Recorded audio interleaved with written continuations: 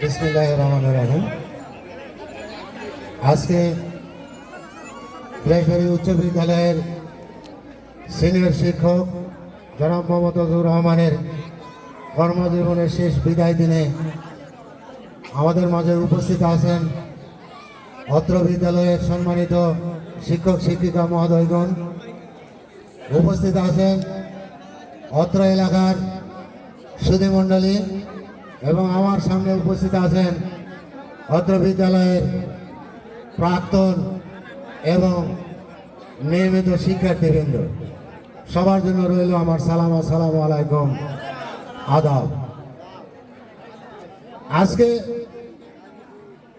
বক্তব্য দেওয়ার মতো অনেক কিছু ছিল, বলার মতো অনেক কিছু ছিল, কিন্তু যেহেতু সময়ের অভাব এই জন্য বলাটাও কষ্টকর, পরবর্তী অনুষ্ঠানের জন্য ক্ষতিকর হয়ে যাবে সময়ের অভাব করতে। আমি সামান্য দু একটা কথা বলেই শেষ করব। আজকের এই বক্তব্য দেওয়ার পূর্বেই আমি প্রথমত স্মরণ করছি 1990 সালে এই বিলাসবাড়ি গ্রামে বিদ্যালয় প্রতিষ্ঠা লগ্নের সময় যারা আমাদেরকে আর্থিক, সামাজিক এবং দৈহিক পরিশ্রম দিয়ে এই বিদ্যালয় প্রতিষ্ঠা করার জন্য সহযোগিতা করেছেন, তারা অনেকেই আমাদের মধ্যে নেই, অনেকে মারা গেছেন। আল্লাহ তাদের বেহেশত নসিব করুক, এবং অনেকে বেঁচে আছেন, আল্লাহ তাদেরকে আরো দীর্ঘায়িত করুক।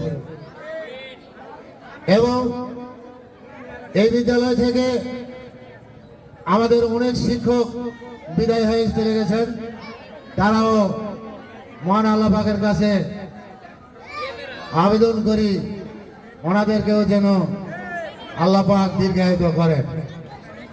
ধারাবাহিকভাবে আজকে আমাদের এই বিদ্যালয়ের আমারই সহপাঠী, মাত্র 1 বছরের বড়, আমারই বড় ভাই জনাব মমতাজুর রহমান, উনি দীর্ঘ 1990 সাল থেকে 2024 সাল পর্যন্ত 34 বছর ধরে আমাদের সঙ্গে একসঙ্গে উঠা বসা, একসঙ্গে চাকরি, একসঙ্গে বিধিবিধান মেনে আমরা হাসি ঠাট্টার মধ্যে দিয়ে কাটিয়েছি। আজকে আমারই 1 বছরে বড় হলেও সে বড় ভাই আমাদের মাঝ থেকে চলে যাচ্ছে। তবে দুঃখ হয়, হয়তো আল্লাহ পাক তাকে কতদিন জীবিত রাখবেন, দোয়া করি সে যেন আরো দীর্ঘজীবী হয়। পাশাপাশি আজকে এই 34 বছরে কর্মজীবনে আমরা একসঙ্গে থেকে অনেক সময় ওনার সঙ্গে কথার দ্বিমত হয়েছে, অনেক সময় কিছু কথা কাটাকাটি হয়েছে, অনেক সময় দুঃখ, মন খারাপ হয়েছে।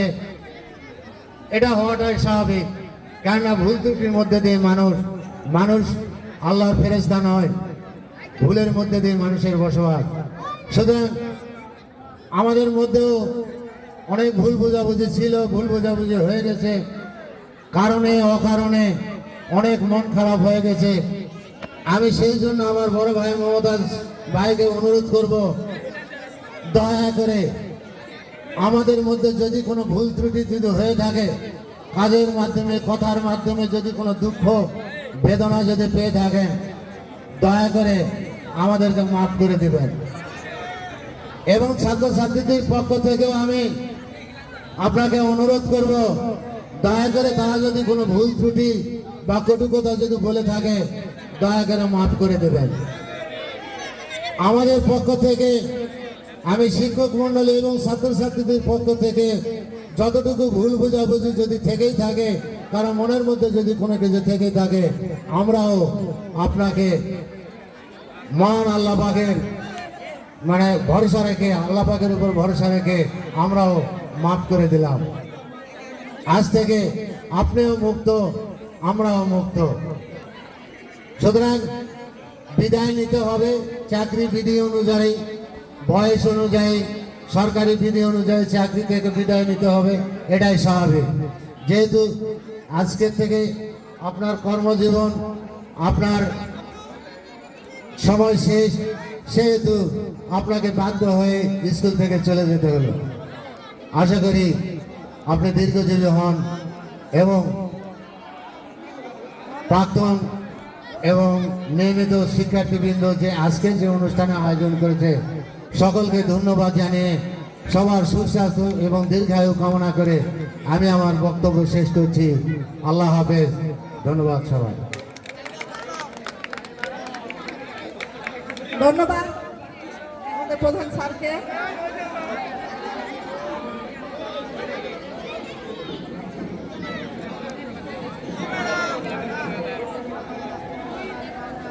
আজকের এই বিদায় অনুষ্ঠানের প্রথম পর্ব এই মুহূর্তেই সমাপ্তি ঘোষণা করলাম।